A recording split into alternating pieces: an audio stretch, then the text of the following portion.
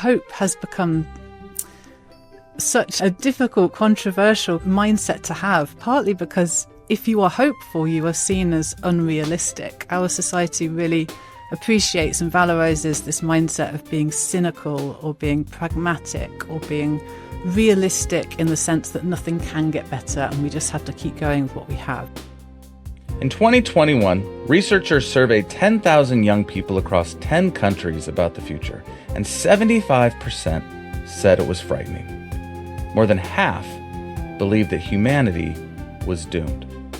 And when those young people were asked what the future looks like, most of them could only describe versions of collapse. That finding should disturb us, but maybe not for just the obvious reasons. The problem is not that young people are pessimistic. It's that we've given them almost nothing else to imagine. Well, there's something stranger going on beneath that, though. It's not just that we lack positive images of the future, it's that we've grown comfortable inside the dark ones. Dystopia, as our guest puts it today, has become cozy. We see it so often in our films, our feeds, our headlines. It no longer functions as a warning. It has become familiar, almost reassuring. The stories where everything falls apart are the ones that feel most realistic to us now. And that's a problem not of information, but of imagination. When imagination narrows, so does our agency. If the only futures that you can picture are the ones you would not want to live in, the rational response is to retreat into the present, which is precisely what many of us are doing, scrolling through a permanently replenishing feed, locked into a slot machine relationship with our now. In the face of our polycrisis and the ping of our devices, it's easy to take our eyes off of what could be when we're just focused on getting through today. In this conversation, we are exploring what it would take to break the cycle with Sarah Housley, a design futurist, trend forecaster, and the author of Designing Hope. Sarah, it is great to be with you. Your new book, Designing Hope, starts with the sentence, "People are not excited about the future anymore." And that kind of hit me right in the chest as I read that. Let's start there, if we could, in this conversation. Why is that? And why is this important? Oh, I love hearing that it really got to you. That's fantastic. Thank you for sharing that. And thank you for inviting me on, by the way. So I think this could be a very, very long answer, almost an endless answer. I'll pick out a few factors maybe, and we can go from there.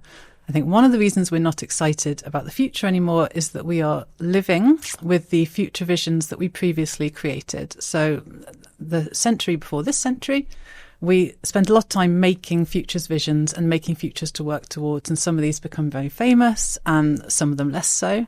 And that was a big focus. That was a way that we really excited people about what was to come. And we had a lot to work with in the last century, and things felt new. Things felt like they were opening out. There was a huge golden age of innovation and possibility, particularly post-war. And those futures, images and visions are still very strong. A lot of them we've actually achieved and got to. Some of them we haven't. And the ones that we have got to have had consequences. They've unfolded or mutated in ways that maybe we didn't see coming, and ways that have been quite damaging. So one of the really big leaps forward we made over the past few centuries was obviously in using fossil fuels. That opened so much up to us. And now we see the consequences of using fossil fuels, very obviously, with climate breakdown. And we've had this wonder material that has made so much else possible, which is plastic. Plastic used to be seen as just a universal positive, this material of innovation. And now we know the consequences of plastic in waste and pollution and the health crisis. So some of these futures that people had previously been so excited about have diminished or have actually damaged us. And we also don't have this same appetite for replacing those futures that we worked towards and achieved. We've not created new images of the future or new futures visions to kind of move on from them. And to some extent, I think we don't want to. And to some extent, I think we can't. And there will be lots of reasons for that. But then one of those really big reasons that we do need to kind of reckon with is social media, and particularly the news feed. So not necessarily lovely posts from your friends and family, but this constantly replenished news feed that we now all face on our phones and on our screens. And that keeps us in this kind of slot machine mentality of always reaching for the next new thing and living in this permanent present. And I think when you live in this absolutely engulfing amount of news and information and hot takes and stories and images, our brains find it very difficult to make space to think about the past and to make space to think about the future. And so we don't have this long-term view in either direction because we're now so stuck in the present. And then the final factor that stops us being able to think about the future or wanting to is that we increasingly feel like we don't have a future. And the obvious reason for that is climate breakdown, but there are lots of other factors and political factors as well that are limiting our imagination about how we might get through the polycrisis that we find ourselves in, and also the kind of possibilities or excitement that could potentially lie ahead. Wow, you've just laid a very rich agenda on our plate. Thank you. That was brilliant. I love this this insight around the kind of the present and how addictive that's now become. Yeah. We all know why we are here. You know, you can see all the things that we're here. Why haven't we kind of stopped that? Why have leaders not stepped in and said, look, we need a better vision? Because this seems to be happening at so many different levels. It's happening at an organizational level with businesses, even charities, and certainly political leaders. Why is there this kind of system level inertia around the future? I think to some extent because there is a feeling that it's not possible and that anything that would be promised would be unrealistic and potentially not achieved. And leaders know these days that if they don't immediately achieve an ambitious vision that they set out, they will be attacked. They will be kind of shouted down. They will get the negative news headlines. They will get the accusations of greenwashing. They will get kind of this takedown culture will come for them, rightly or wrongly. So there is more reticence about being the really ambitious moonshot person.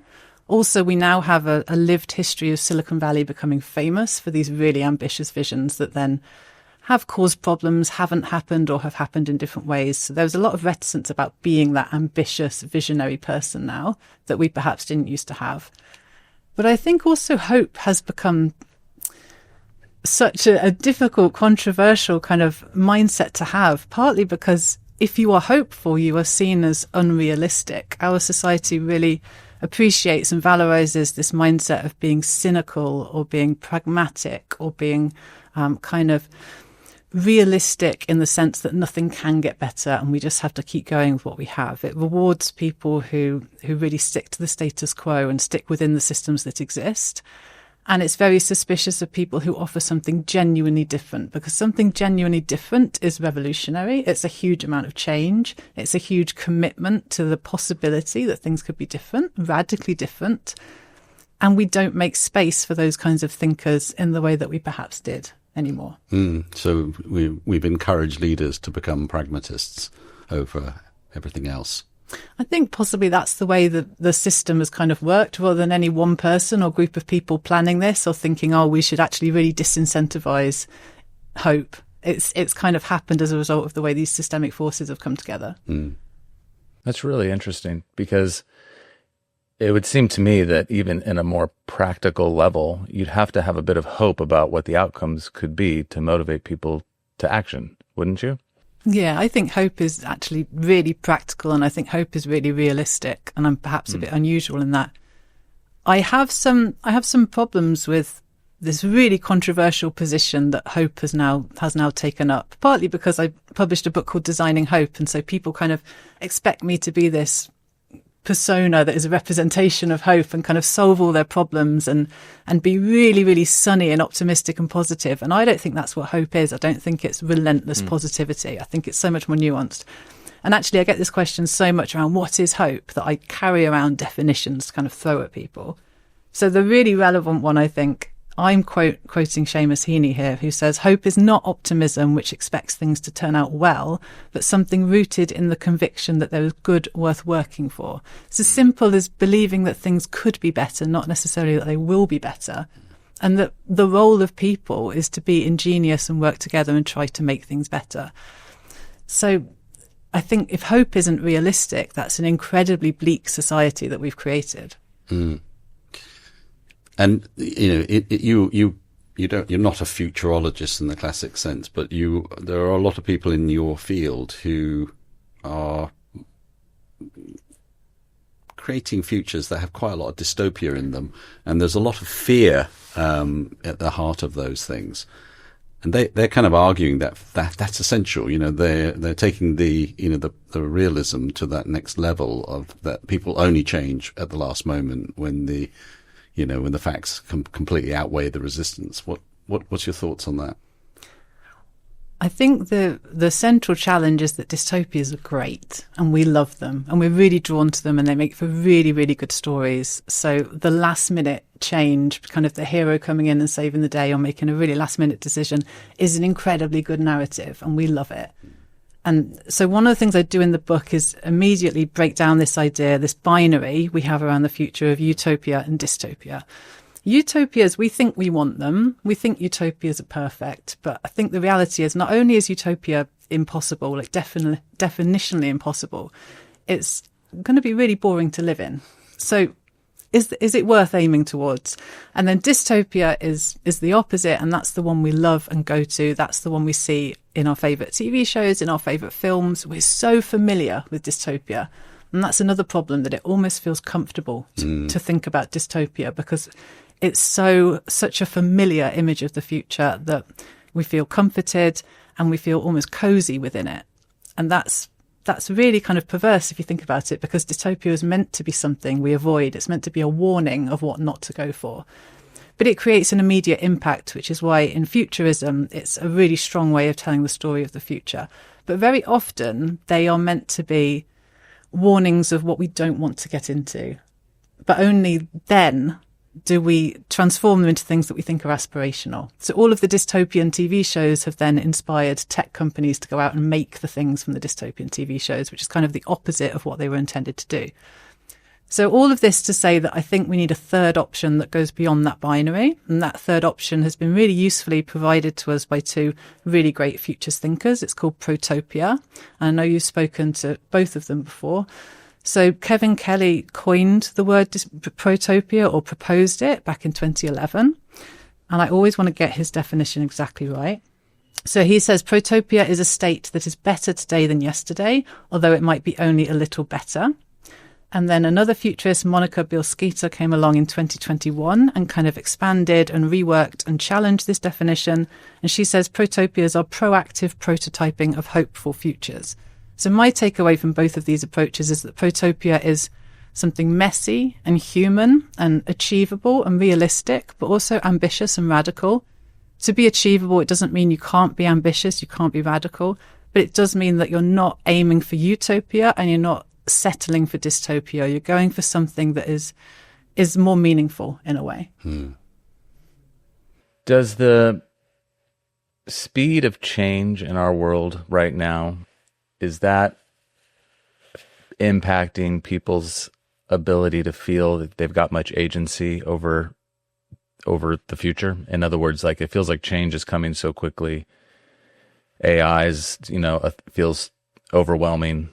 Everything's just moving so rapidly. I'm wondering, in your estimation and your research and your work, if the speed of change is partly what's stealing away people's ability to feel hopeful, optimistic, and even practical about taking some agency over the future. Yeah, I think absolutely. The speed of change now feels very, very fast. And the way change is presented to us is so short form and bite size and cut into little chunks that it feels even more fragmented and disjointed than perhaps it would have done in the past when there were also fast, times of change. But the other big issue is that this change is packaged and parceled to us to feel inevitable. And the reason that we don't feel we have this power or this agency is that it is sold to us in this way, that it's absolutely coming, it's absolutely unstoppable. And all you can do is either do it or panic because you're not doing it. And this is particularly true in the case of AI. We've become so polarized into either you're all in on something or you hate something and you just refuse to participate. And in reality, the vast majority of us are somewhere between those two states. It's a very kind of stark view to think you can only be kind of on or off in those positions. Part of that is the way that we now feel that society is run. I think the average person is becoming much more inclined to think that they don't have any choices they can make. And the average company is even starting to maybe feel that way as well, because the technology companies are so powerful. We have an increasing number of billionaires in the world who are very obviously now exerting a political influence in a way that they were not seen to in such a public way in the past.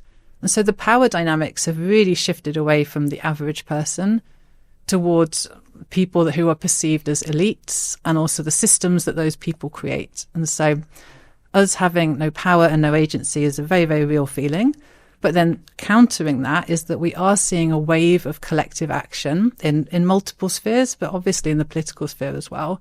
And we are seeing people come together to kind of not only fight against the changes that they don't think are good, don't think are helpful or positive for society, but also to offer alternatives. So they're not just opposing change that they think is too fast or they feel uncomfortable with.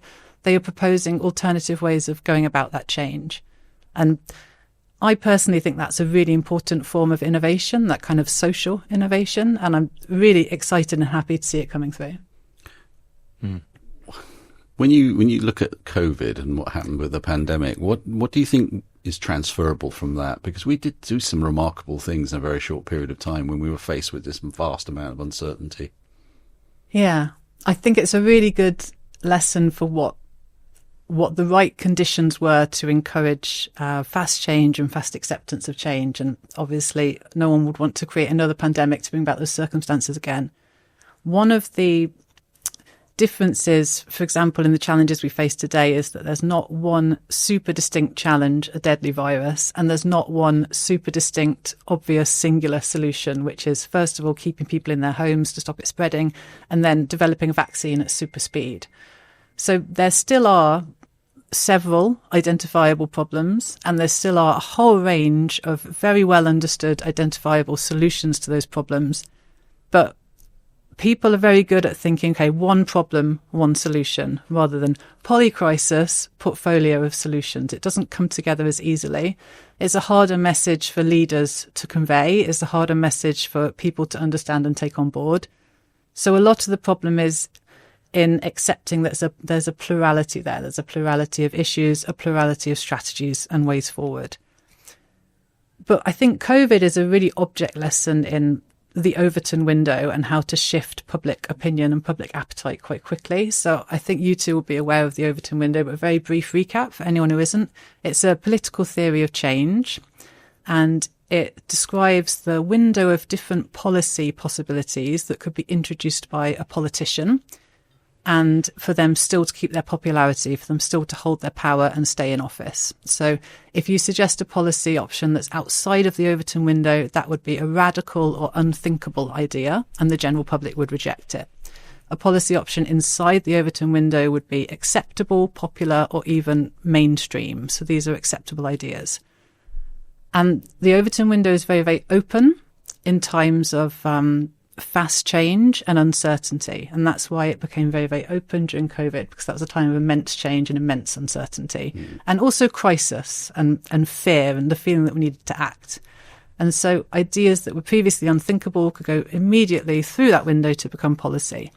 And what I always say when I'm doing talks and workshops about futures thinking is that we are currently in a time that is also very open. The Overton window is very open, and attitudes are changing really quickly. And ideas that were previously unthinkable are becoming mainstream very quickly. And it's not always ideas you support, like stopping the spread of a deadly virus. Sometimes it's ideas that you might find repugnant, like mass deportation, for example, is an example of an idea that has moved into the Overton window relatively recently. But the takeaway that I always focus on and that I always try to kind of amplify and spread is that in times of change, there is more possibility. People are open to more possibility.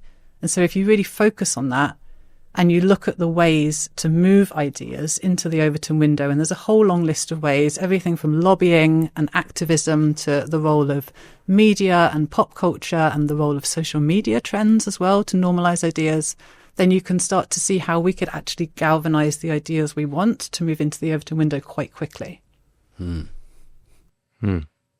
That's super interesting. Let's stay with this idea of exploring plural futures. You lay out 4 potential futures: more than human, degrowth, solar punk, and metaverse. I'd love for you to take us through some of that, if you would.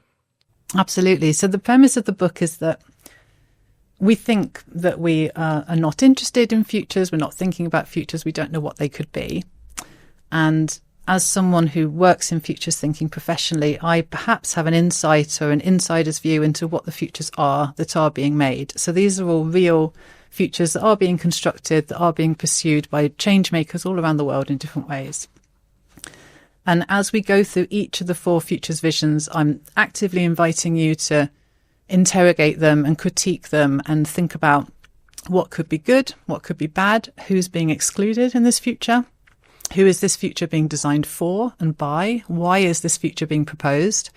And at the end of the book, if none of these 4 really captures your interest and you think, okay, there's a really good combination here between these futures, I'm fully satisfied with what's being developed, then absolutely there's a gap there where your future's vision should fit in, and you should be thinking about what you want from the future and kind of actively putting together your own vision of the future as well. So it's meant to be very participatory. And as we go through the 4 futures, it's not necessarily that anyone thinks these are the 4 optimum end state futures. It's that they're kind of starting points for discussion about what we might want. So More Than Human Futures challenges us to rethink our relationship with nature and actually think of ourselves as nature. So rather than having this human dominance or this human supremacy that we currently live within in quite a few different countries around the world, although not every culture has this kind of way of thinking, we really think, okay, we are part of nature. We need to work with nature and as nature. What I like about More Than Human is that it sounds very cozy. It sounds like, oh, I'll just get a garden and I'll get a pet. And I already like going for a walk in the forest and this is fine. But then if you actually really go into what that would mean, that change in worldview, it's incredibly radical and incredibly different. And it becomes quite challenging to kind of think it through. The next future is more economic in origin, and it's degrowth. So the economic theory that we should put into place a planned reduction in our use of energy and resources in the global north, and also redistribute those resources and live more communally, reuse things and live more responsibly as a society, and put kind of policies and infrastructure in place to make that happen. The third future is solar punk. This is the newest future in the book. And when we talk about the fact that we're not making futures anymore, solar punk is the only futures vision we have made this century, which I think is really interesting. Solar punk rose in tandem with the internet and with the early days of social media. So platforms like Tumblr and blogging were really, really important for helping solar punk spread, and hashtags were the technology that really helped it to take off. So it's kind of a crowdsourced future vision, and it's a movement based around climate hope and approaching climate breakdown with a feeling of possibility rather than a feeling of doom and despair. And it's kind of tech and nature in parallel with a big dose of community as well. And then the final future is the most recent future in terms of how brightly it burned for a while, and that's the metaverse. Obviously, its roots go back decades in technology and virtual reality, but it really became popular and hit its peak in 2020, and that's in large part due to the pandemic and the fact that people were at home wanting to escape into virtual worlds. And then it saw huge investment from companies like Meta. We'll all remember this, what a buzzword the metaverse was and all of the problems people had with it, but also all of the ideas that it generated. And then how quickly it dissipated and faded, and the hype cycle moved on. And the technology industry's hype cycle is now very firmly focused on AI, and the metaverse is regarded in some circles as kind of a has-been, as a futures vision. But no future ever really dies. They might hibernate for a while, and they might change shape, and then they'll come back. So the book looks at the possibilities for the metaverse and how it kind of rose and how it fell and what's next for it. So this is incredibly interesting because, as you say, this Overton window where people are willing to kind of consider new possibilities that they may have found repugnant or impractical even months beforehand, certain set of things sort of come in place. And part of that may be exposure, part of it may be a trusted person, it might be having a conversation around it. What do you think are the mechanisms at the social level where these futures translate into possibilities that people can start to go, well, maybe the future could look like that. What do you think is the social mechanism? I think that's a really interesting question, particularly with someone of your background. You'll be thinking about behaviour change and the psychology of behaviour change. I maybe will come at it from a slightly more practical standpoint because my background is in design and physical making and physical creativity. I think what's really important, other than just other people doing it and presenting that possibility and making it look good, that's the basic thing. If you hear about an idea often enough, quite simply, it just becomes familiar to you. And you stop thinking of it as weird and you just start thinking of it as something you're hearing about quite a lot. And at that point, it becomes normal and possibly it becomes interesting. Maybe it doesn't. But the really practical way of spreading these ideas and seeing their potential is to make systems demonstrators. And there's lots of names for this. You could call them prototypes. You could call them small scale kind of examples of alternative ways of living. So for solar punk, this might be, someone opens a repair cafe, or someone has a DIY weekend at your house where you can just go and make something cool. You make something kind of community based, like let's say you make your own social network. So you code your own social network and it's made really simple for you to do that in a few hours. And you see suddenly, this is part of solar punk, and solar punk sounds like this quite cool movement that I want to be part of something bigger and see what else this could be. So just kind of inviting people in with these small scale systems demonstrators that show maybe physically or maybe emotionally what this future would be, and then getting them to see if they want more of it. And coming from an art background, I'm very biased towards things being kind of visually shown, but I personally find images of the future, literal images of the future, really inspiring when they feel fresh and new. So I'm always looking at architectural renderings, for example. So in the UK, there's a new proposal for forest cities, and there's an artist who was commissioned to draw the forest cities. And I think architectural renderings have a very steep bar to climb in what actually looks new and what actually looks futuristic. So we're so used to going all the way back to Metropolis. We're so used to seeing cities of the future. And there are so many cliches. But the forest city that this artist has captured genuinely does look quite innovative and quite futuristic and quite new. And as someone from a creative background, that just really drew me in to thinking about being in this forest city and what would be the reality of living there. So small scale systems demonstrators and then visual images of the future are two ways forward that I think are really powerful and effective at kind of igniting people's curiosity. I feel drawn to living in a forest city. Have you seen the image? No, I haven't. I'm going to have a look after the show. That sounds amazing. Yeah, where do I sign up? I'm curious to, I want to talk about this, stay on this. Well, John touched on this already a little bit. Like, what are the mindset shifts that we need to start adopting as leaders in our workplace and our communities that can help us to anchor to a practical hope, right? You mentioned mass deportation earlier, and sitting here in America, I feel this last year I've felt like I've lost a lot of hope for where we're going, and it's hard to sort of find the anchor back to a more Protopia even perspective. And I think I watch that kind of seep out, not just, when I'm feeling a little bit absent of hope, but I watch others, my neighbors, my colleagues feeling a little bit of that. And it kind of seeps out into everything. You start to almost adopt this sort of pessimism or sort of about a lot of things, right? And it can impact your work and it can impact your family life. I'm not even sure where my question is in this, if I'm honest. I guess I'm asking you, like, in the face of sort of, you'd also mentioned billionaires, right? So like the power distribution has changed so radically. Like it can feel like, gosh, I don't have much agency to do much of anything. So how do I find a practical hope when that's the sentiment or the perspective? Yes. Well, I'm going to borrow someone else's words to start off with. Well, first of all, I should say, when we're talking about futures, there's always an S. It's always plural. There's never one singular future. So multiple plural futures, and they will be specific to your context. And I'm speaking in Europe, and even more specifically, I'm speaking in the UK. I think this is a country that is really navigating its relationship to hope at the moment, is in a very particular place with it. I think America is in a totally different place with hope right now, and you have a very particular context that you're navigating.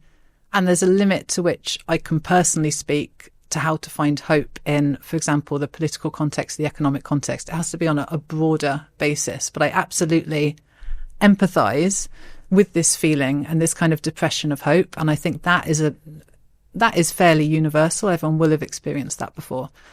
So I was listening to George Monbiot on a podcast recently, and he's much more active in activist circles than me. And I kind of cede to him on where we find hope in collective action or political action. He said there's 3 words for what you need to do. And the 3 words are mobilize, mobilize, mobilize. And that you will never find action, you will never find agency individually. It's a multiplayer exercise, it's a collective exercise, and coming together will immediately start to build that momentum and create that feeling. And one of the things I talk about in the book is building these networks of action. So not necessarily that you scale up your action. It doesn't always have to be about scaling up. It can also be about networking out and building these webs. So if you are running one of these systems demonstrators I talked about, that might be in one city, and you might connect with people on the other side of the world who have similar aims to you, similar goals, and can share some of their best practice and create momentum and motivation. One of the really simple examples in the book is a litter picking app. And litter picking, very positive exercise, but it can feel so futile and so pointless because you'll just see someone throwing some litter on your way back from your litter picking and you'll think, well, what was the point of that? And does anyone else care at all? And just through the exercise of this litter picking app, having a map of where other people are active with their litter picking around the world, it can scale very quickly from local to global, of course. This very simple way of showing other people doing it will immediately restore some of your faith of, oh, there are other people who feel like this and other people who are doing this. And if you can build connections between these groups, between these people, then that's the motivator. That's what keeps you going. And that's what creates the momentum. So hopefully there's something useful in there. Tons useful. I love the reminder of the collective. And yes. And what I hear in there is coming back to that non-duality, right? Like you can have fear and sadness and all these other things about what's going on, but the importance of hope as a motivator. Yeah, and that hope is always going to be part of this cocktail of feelings. We seem to expect that we'll just feel one thing, and we can keep that just being a positive feeling. So we can just perpetually be either hopeful or excited or, dynamic, whatever it might be. But the reality is that, no, we all feel lots of different things that are intersecting constantly. And the quote unquote bad emotions, not to sound too much like a therapist, but we do need those negative emotions, the challenging emotions. They're completely valid. One of the things I always come back to when I'm doing my futures work is that I think climate anxiety and climate grief are going to be the absolute background emotions of this century. So that's going to be a really long time period to have climate anxiety and ecological grief always in our psyche. But that's the reality of what we now face. We are living through climate breakdown. That's going to be in that cocktail of whatever else happens in the future. So we can focus on technological innovation, or we can focus on the next cool thing that's happening that might catch our attention. But there will be some sorrow, some grief, some anxiety there as well. And it's learning to be comfortable with that mixture of feelings and learning how hope can balance alongside other emotions that I think is really important. This is such a wonderful conversation for the mindset economy, because it's spot on to the agenda that, that we want our listeners to be thinking about, because, this ability to hold the tension between feeling, anxiety and fear and sadness and hope, optimism, and that the future can be better despite it being difficult is exactly what we need people to kind of think about, rising to that another level. But when we think about AI, we take the whole thing up another level, because climate anxiety and so on is obviously real and it is material. But AI is staring me in the face in terms of my paycheck. And people tend to get a bit more motivated when things are that immediate. In your work, what have you envisaged in terms of the future of the workplace or life generally with AI becoming more pervasive? What are your thoughts? So many places to start. And I bet you come across this all the time. You say the word AI and people just go, oh my God, I don't know where to start. I mean, even starting with defining what that word means is kind of impossible. But I really like that you use the word machine intelligence, by the way, when you're talking about your podcasts. I think that immediately gives it a different tone, and it takes it away from that cast of just complete panic and the headlines saying that you're going to be killed by an AI within your lifetime, because a machine intelligence feels like something a little bit more technical, a little bit maybe more understandable. Yeah. So I think it does feel very real. I always say that AI is a suitcase word because there's a lot to unpack. It has lots of different meanings to lots of different people. But in the workplace, it's very real and present, and we can never escape the implications of it because we are reminded 1,000 times a day of the implications of it. So AI is going to be a general purpose technology. It's not going to be one thing. It's going to be the foundational layer. It's a technological breakthrough, right? And it's going to be the foundational layer for lots of different products and use cases and ways of living. And a lot of these, you're not going to think, that's an AI, whatever. You'll just think, oh, that's, you won't think that's an AI powered sofa, for example. You'll just think that's a sofa. I'm going to use it like a sofa. And this is what sofas do now. They've got this amazing new feature because of AI, but that has very quickly become normal because it's still just a sofa. So use a silly example. Yeah, it's analogous to electricity in the 20th century, isn't it? Yes.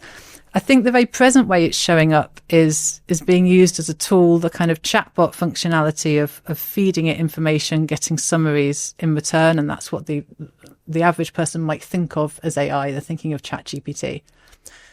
So the first point, I think, is, do we see it as a tool or do we see it as a collaborator?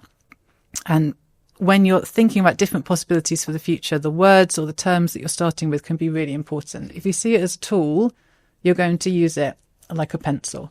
If you see it as a collaborator, you might work with it more like you might work with a colleague. And immediately that's more relational. It's a relationship between you and a machine.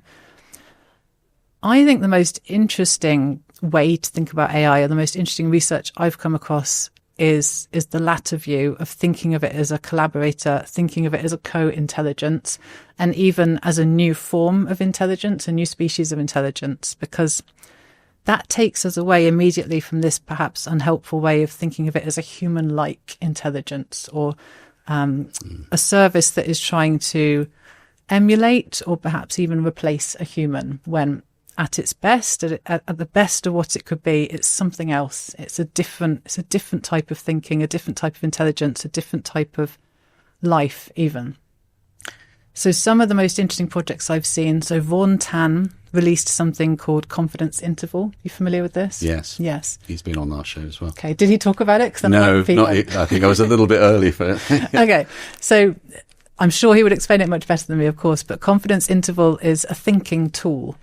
So you work with it to think through the process of critical inquiry that you're embarking on. And it's a structured way of scaffolding your thinking and your process of inquiry and your process of coming to different parts of your thinking and your conclusions.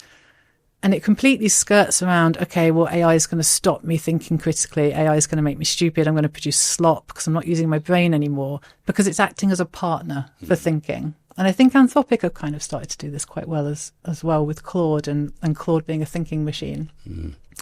Another really interesting avenue that I'm tracking is there's an AI company called Sakana. Have you come across them? No.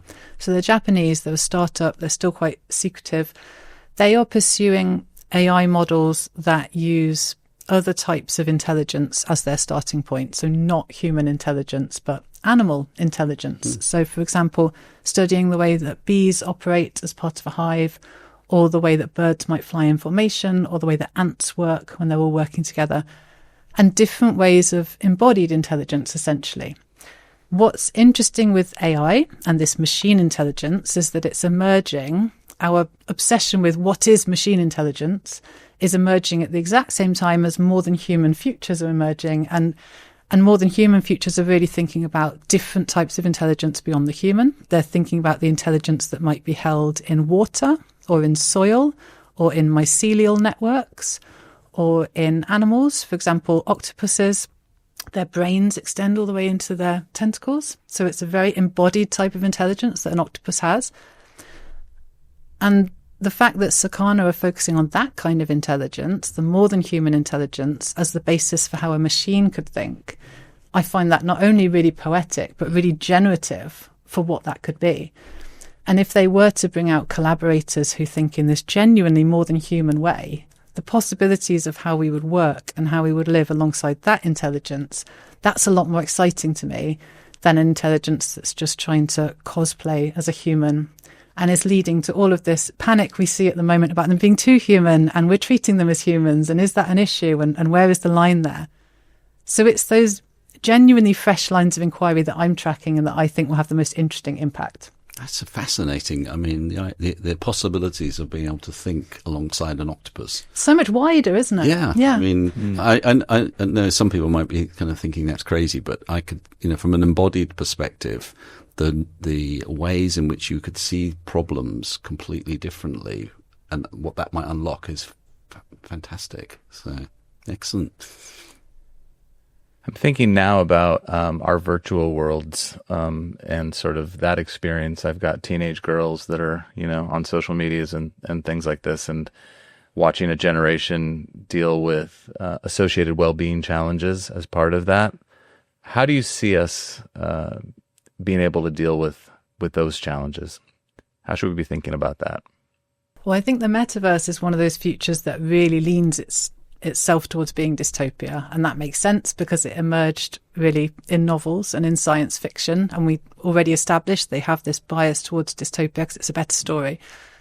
So virtual worlds have always kind of had this context of, if humans have moved fully towards virtual worlds, then the real world must not be that good anymore. So in novels like Snow Crash, people have retreated to virtual worlds because their physical reality is so degraded and there's so much inequality that people on lower incomes just have no alternative but to strap the headsets on. And that's a very dominant perspective of the metaverse. So it doesn't necessarily help the concerns that we have around social media and children spending too much time on their phones and us spending too much time on our phones, that is that narrative around the metaverse. And there are risks, and it's one of those futures where the critical thinking is very easy because the risks are kind of flashing at you. They're very, very obvious. They present themselves to you very quickly. And there's our scientific studies that kind of prove and validate those risks and kind of set these guardrails for us. For example, that when people spend a long time in virtual reality, they completely lose their ability to distinguish between what is virtual and what is real. And the memories become very jumbled up. So something that you experienced in virtual reality, you might experience in your memory as something that happened in physical reality. And that complete blurring of the lines can be dangerous, right? Or could be really exciting. There could be a lot of possibility to explore there in a creative context. So the kind of medical context can be quite alarming and the creative context can be quite generative and exciting. I think what we're learning now, as we have this conversation about AI, which is obviously the focus, virtual worlds are not the focus anymore. It's very much on AI. But there are a lot of conversations around the ethics, the morality behind AI, how it should be programmed, how it should be used, how it should be funded, all of these big, chewy questions.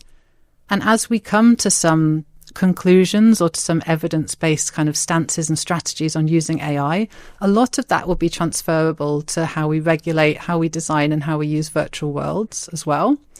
And at the same time, we're having a kind of societal level conversation around how we want to use our smartphones. What age should people access smartphones? Should they be allowed in schools?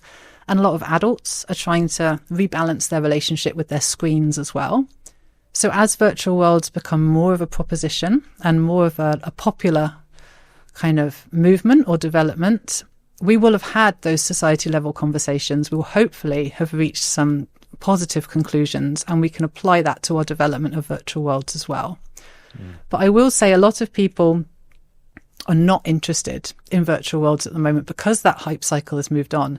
But coming from a design background, with virtual worlds offering this chance to redesign reality, that's still an incredible proposition for anyone with any creative experience or interest. And I don't think we can let that lie. I think we really need to start exploring, if we can redesign reality, what could we make it?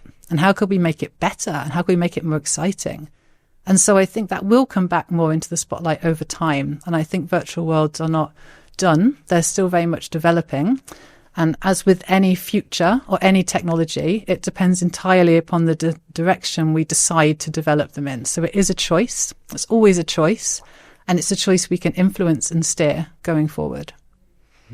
So can we shift the conversation to leadership and strategy for a moment? Because many people who are, kind of listening to the show will be leaders, and they will be thinking about their strategy and so on. And we know that a lot of strategy isn't really strategy at all. It's kind of past, present goals extrapolated to the future. And, and then people get disillusioned with that because it makes them a bit more vulnerable and not very competitive.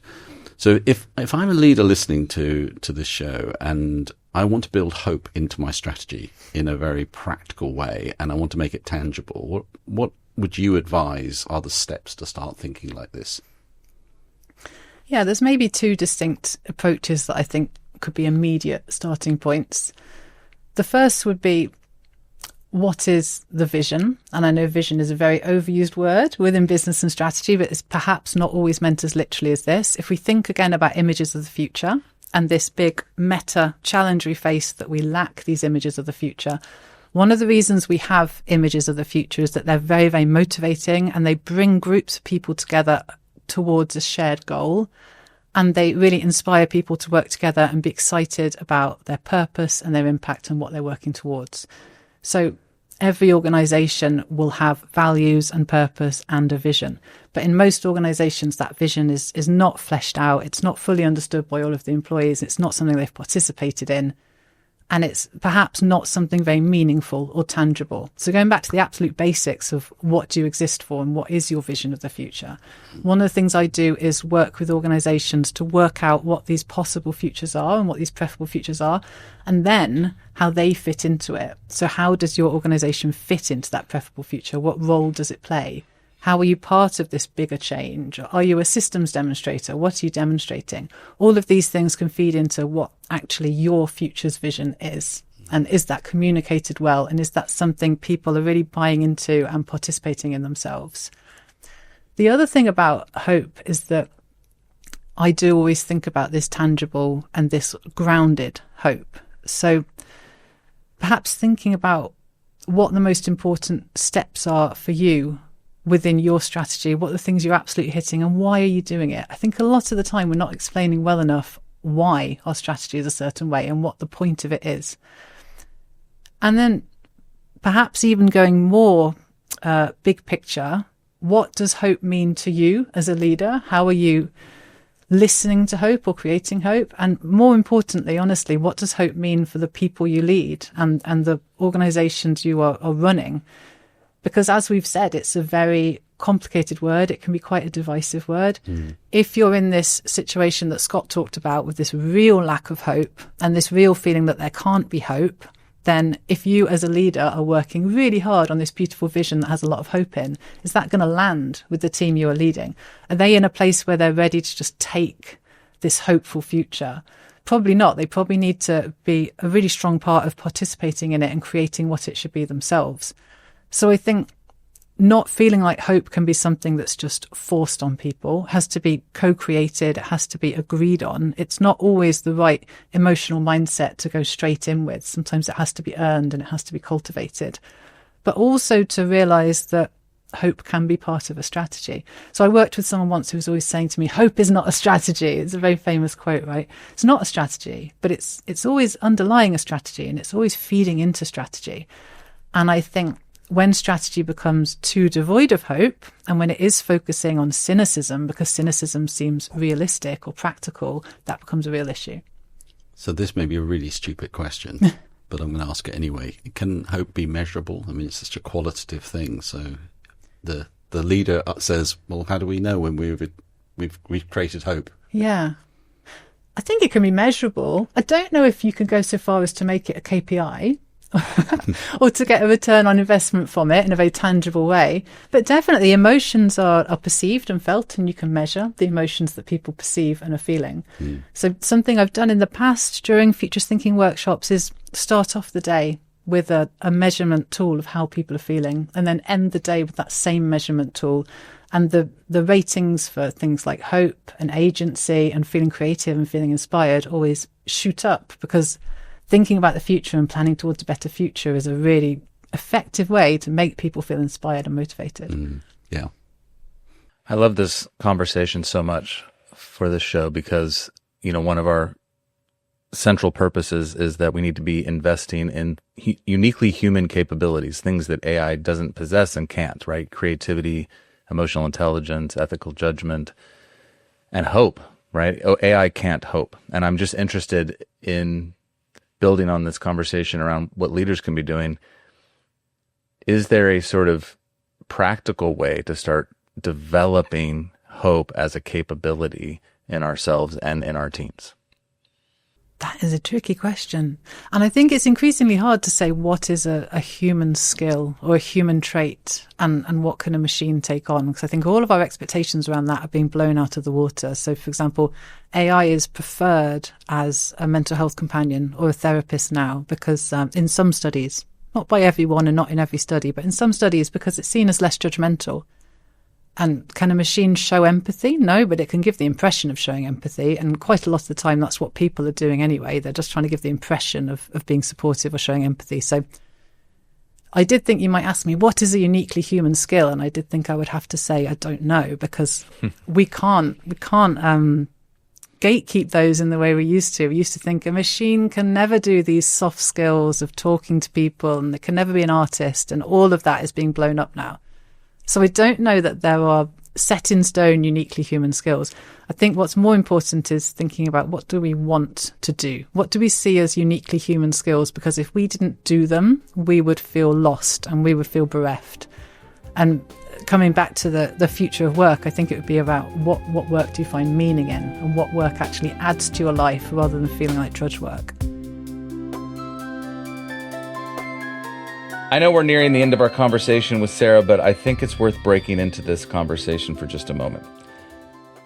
Firstly, Sarah's insights are so profoundly useful, and I felt more personally anchored in a truer sense of hope after speaking with her, as she reminded us that hope is not optimism, which just expects things to turn out well, but it's rooted in the conviction that there is good worth working for.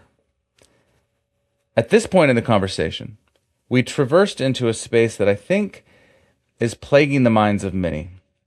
And it's a topic that we will surely explore in depth on the future episodes of The Mindset Economy. It touches on a question that is perhaps the most defining riddle of our decade. Where will the machine end and the human begin? We are in a somewhat disorienting time, as we can see AI acting as a therapist, providing a judgment-free zone and space for people, and people start to wonder if the empathy we receive from the screen is true, or at least good enough, if it feels true. And Sarah rightly observes that in our busy, distracted lives, we often settle for the impression of support anyway. So if a machine can mimic the I understand or the I'm here for you, does the distinction even matter? But I wanted to pause here for precisely this reason, because while a machine can brilliantly replicate many skills, it cannot embody them. AI doesn't feel anything. It doesn't truly understand what we understand because it doesn't care. That's right. An AI can analyze the emotional frequency of a voice, but it doesn't feel the weight of that emotion. And because we do, we're uniquely positioned to read a room, make sense of nuance, organizational politics playing out in real time, or offer empathy. And I think that's Sarah's point. AI is mimicking those behaviors, but often so we. Even though we have the capacity, we often only replicate and perform proper responses in their current context, often without sincerely feeling them. As AI gets better at replicating human capabilities, our invitation is for us to become more human in every way. And that's what the mindset economy is all about. Your question, cultivating that hope and kind of cultivating that mindset of hope, right? Mm-hmm. I think you have to be open to possibility, because I think hope can come from very unexpected places. And it's a difficult thing to plan for because of that. It's also difficult to be open to possibility because we are really trained to just, as you've mentioned to me before in our conversations leading up to this, we're really trained in linear thinking. It's kind of A to B. And futures thinking is not an A to B line. It's a radar. It's a circle. It's not circular thinking. It's radial thinking. So you think out from the center to what might happen next, and then what might happen as a result of all those different things that are happening. So it's already a messy way of thinking. And our brains might fight back against that a little bit because they're thinking, oh, I'm used to just going A to B and then being done and closing the book. But actually we have to think, well, what if not only A, but every other letter of the alphabet, and they're all intersecting and they're all talking to each other, and we're kind of going quantum with our thinking. That is teachable. So people like me do teach it. It's an exciting thing to learn about. It might sound really daunting, but it is exciting. It is empowering. It is energizing. It can be quite transformative. And that will then give you this mindset or this capability of being open to possibility.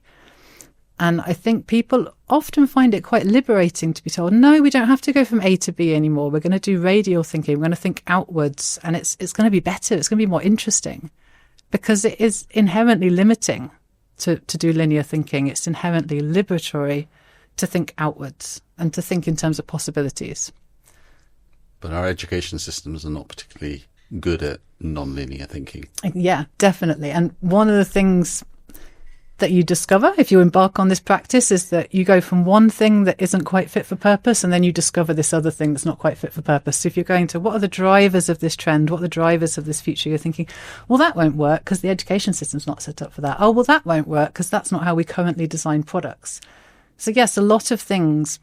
One of the reasons we're in polycrisis is that most of these systems that we have constructed around ourselves, or that the people before us have constructed around us, are not fit for purpose anymore. We do need a new century of thinking that we haven't really embarked on yet, and we're now 25 years in.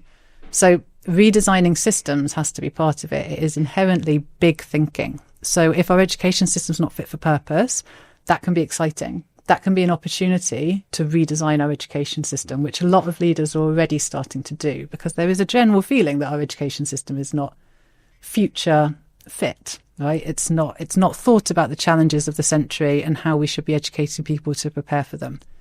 So I don't necessarily see the fact that our current education system is not preparing us for that kind of messy thinking as a problem. I see that as maybe an opportunity to redesign it. I mean, you've learned a lot about non-linear thinking because of what you do, yeah. and your motivation to do that, and you get a huge reward intellectually from doing it. Yeah. How would you, if I'm sitting here and thinking, how do I, as a 20-something, develop that non-linear approach? Or if I'm a parent and I can see my kids kind of being potentially stonewalled by a very linear kind of way of looking at the world, how would you encourage that? What's the practical things you can start to do to embrace it?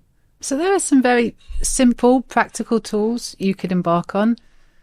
I'm really not meaning to plug the book here, but I do have to say that my work on this is at the end of the book, so it's in the 6th. I thoroughly recommend it. I love the book. That's partly why you're here, apart from the fact that our agendas are very convergent. But yeah, and it's a brilliant book. Well, I'm not meaning to say the only way to do this is to buy the book. Absolutely not. But there were 6 exercises at the end of the book, and they also shout out some of the other thinkers in my field who are doing this kind of work. So people like Institute for the Future, for example, who are amazing at this kind of scenario planning.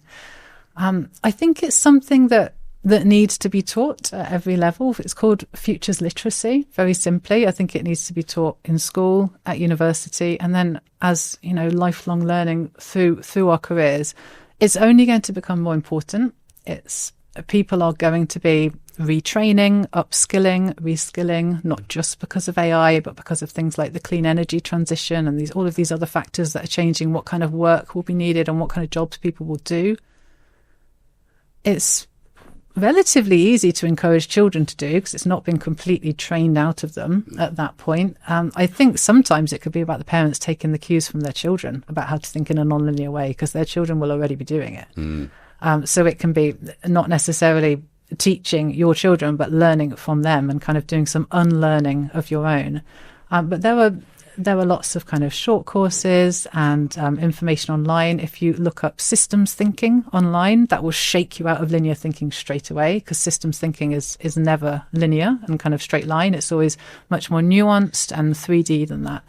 So there's lots of resources to get you started and kind of fun exercises you can do. And then you just keep going from there. Excellent. So when you think about in the last, few years, what's surprised you most about what has moved into the Overton window that you weren't necessarily expecting, or it gave you a kind of pause for thought? I think overall, something that has kind of shocked me, although you could see it coming, was the speed at which social media has sped up, and therefore the speed at which social media can introduce different ideas into the Overton window, and how quickly the public can be activated both by those ideas and by those formats into believing things that they previously would not have believed or wouldn't even have thought about. So this became particularly prominent with video apps, so obviously TikTok and things like Instagram Reels. Before when we had flat media, or when we had longer form video on platforms like YouTube, there was still, the Overton window was moving at the speed we were perhaps accustomed to. Social media made it faster, but not the breakneck speed it now is at. And because TikTok has this very addictive and very fast format where videos just have a couple of seconds to hold your attention and then you move on, information is really condensed, it's really made bite-sized, and it's really kind of sensationalized to hook you in. And I'm saying all of that, which is perhaps we all know that, because the format has changed not only how the ideas are transmitted, but what kind of ideas are transmitted. It's the most attention-grabbing sensationalist stuff. And of course, this leads to the polarization we now see, but it also leads to things coming into the Overton window that seem absolutely bizarre. And I'm thinking specifically about all of the wellness trends that take off on TikTok.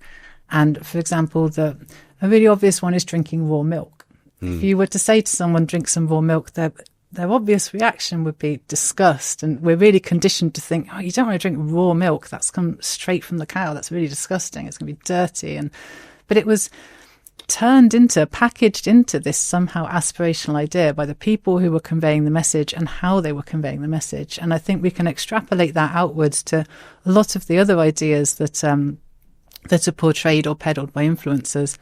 And really, if you can make raw milk into something aspirational and normal, then we shouldn't be thinking that a 4-day week is impossible to sell as an idea, or any of the other policies that we might think would have positive implications for society. And I think we are starting to see people who believe in these better or more protopian futures starting to learn from that messaging style, starting to learn how to package their ideas into really bite-sized pieces and sell them, and kind of learning the helpful messages from influencers and perhaps not taking on board the less helpful messages about how to kind of sensationalize ideas. And as a result, because people, these kind of protopian thinkers, are learning about these new formats and these new ways to hook interest, we are now starting to see more radical, but I think more positive ideas starting to gain a lot of traction as well. And particularly in politics, we've got a leader of a political party now in the UK on the left who has learnt how communication can be really effective on social media, and is having such a strong impact by selling hope. Very literally, he's always using the word hope. It's his slogan. And selling positive images of the future very quickly and very effectively, and really getting a mass kind of surge of interest and of popularity behind him. So that's been one of the more wild card aspects of the Overton window in recent years for me. And I'd like to pick up on this thought that, a lot of the stuff that seems to take fire very quickly is disinformation, because it's interesting, isn't it? It's exciting to listen to something you disagree with and go, and whatever reaction you have to it, but this idea of mobilize and actually harness that to our advantage. Scott, I'm expecting a slew of TikToks from you over the next couple of weeks. But if you were, let me put you on the spot for a second and see if you can mobilize us with something that you think is going to give us more hope. What would your your most condensed thought be around that? My most condensed thought about how to have more hope. You can think about this. You don't have to kind of immediately give it to us. Well, I'm always a little bit hesitant to kind of sell an idea as just an overtly positive idea that I'm completely behind, because my role as a futurist thinker is to evaluate and to work with other people to see what they think and to kind of co-create our images of the future together as well. So this one idea that I'm just 100% behind is going to be difficult to me to get into the headspace of that. One thing I'm really, really behind is exposing yourself to protopias, because as we've previously covered, dystopias are everywhere. Utopias are not so helpful. They're actually a lot rarer, but they're not so hopeful even when they exist. Protopias are so hard to find because they don't have that amazing narrative that hooks you in, and they can seem, because we think hope is a little bit naff or a little bit silly, they can seem unrealistic. They might seem like stories we're not so interested in. But there are protopian outlets out there. There are protopian stories, protopian books and films. My favourite protopian author is Becky Chambers, a science fiction writer. Do you know her work? No. So if you read Becky Chambers, it is immensely, radically protopian. It will open your mind to the possibilities of how humans relate to each other and to other forms of life. And there's also a really nice series that I always shout out on Grist, the climate website. Grist have responded to this idea that we don't have new images of the future or images of the future beyond climate breakdown, images of the next century. And they publish a series of speculative fiction short stories called Imagine 2200. And they're very human and real and messy. And they're about things like people starting mushroom farms and people going to climate resilience hubs and people falling in love. And they're really beautiful short stories about possible futures. So that's another part of the protopian diet that you could take on. So widen your protopian diet and start looking for protopias to counterbalance all of the headlines and all the dystopias that otherwise you're going to be bombarded with. So do you need 30 a week? I don't know that there's kind of a vegetable-esque guideline. I don't think you want 100% protopias because you need to know the reality as well. You need to know what is happening either way that could be good or bad. But a decent proportion. We're always looking for balance. We're always looking for balance between these plausible futures, these possible futures, and these preferable futures. So a decent proportion. Excellent. Sarah, has hope always come easy to you? Have you always been a hopeful person? This is a great question because I think some of it is personality. I think I can sit here and tell you how to have hope. And first of all, your personal circumstances will dictate how much hope you're able to have at any given moment. And some of it will be personality. I think so. I think I've always been a hopeful person.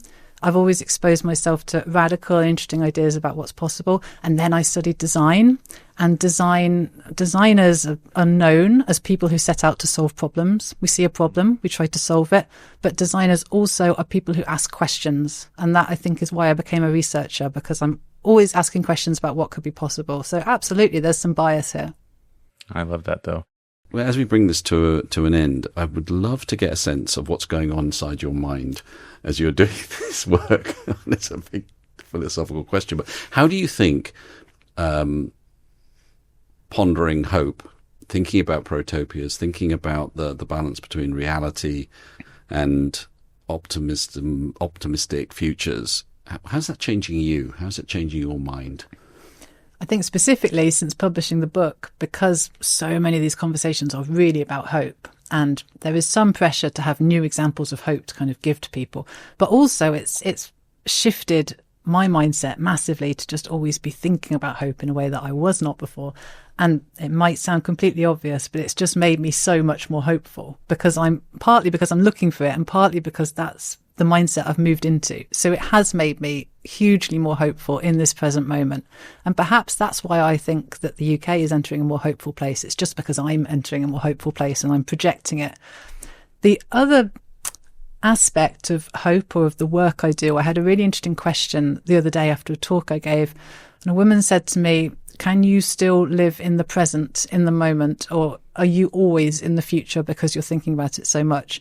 And completely honestly, I am quite guilty of always being in the future and not being in the present. But my answer to her was that I have 2 young children, and young children have this amazing ability to just drag you into the present and keep you in the present. So there's always that balance between living in the present and being hopeful about what could come next if we design it in the right way. Thank you, Sarah. As we conclude this episode, I want to sit with something that Sarah said about the cocktail of emotions. And that is that hope is rarely going to ever exist on its own. It will be mixed with grief, with anxiety, frustration, and that's not a failure of hope. It's just the condition of being alive, particularly during periods of profound change and uncertainty. What struck me was her distinction between linear and radial thinking. We're trained to go from A to B, identify a problem, find a solution, close the book. Sarah described futurist thinking as the opposite. You stand in the centre and think outward in every direction at once, holding multiple possibilities without collapsing them into a single plan. She called it liberating. I think it's also deeply uncomfortable because it requires you to stay in uncertainty longer than most of us would want to. That connects directly to what we talk about as mindset capital, the ability to resist premature certainty, to hold the tension between competing futures, to stay curious when your brain is begging for closure. And this is exactly what leaders, parents, and young people need most right now. Sarah also said something about hope that I think is easy to miss. She said, hope cannot be imposed. It needs to be co-created. A leader who builds a beautiful, hopeful vision and simply hands it to a team that's not ready for it will fail. Hope has to be grown and cultivated together. Her final challenge was collective. Mobilize, mobilize, mobilize. You won't find agency alone. It is a multiplayer exercise. So, the question we leave you with is not whether you're hopeful, but who are you building hope with? And whether you're giving them the space to imagine something worth building. Our imagination is part of our most valuable currency in the mindset economy.